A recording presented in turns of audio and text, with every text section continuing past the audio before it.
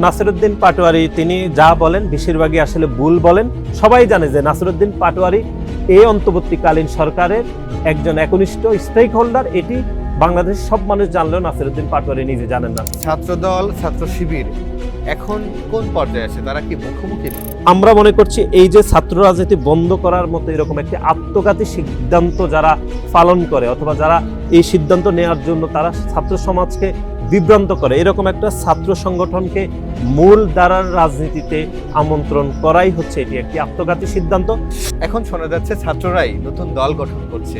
সরকারের চরম পৃষ্ঠপোষকতায় থেকে রাজনৈতিক দল গঠন করলে সেই রাজনৈতিক দলের ইতিহাস বাংলাদেশের খুব শুভকর হয় না। সামগ্রিকভাবে ছাত্রলীগ যে দখলদারিত্বের রাজনীতি কায়েম করেছে, এতগুলো মানুষকে প্রকাশ্যে দিনে দুপুরে খুন করে আওয়ামী লীগ নিজেরাই আসলে বাংলাদেশের রাজনীতি করতে চায় না। আওয়ামী লীগের নৈতিকভাবে বাংলাদেশের রাজনীতি করার কোনো অধিকার নেই।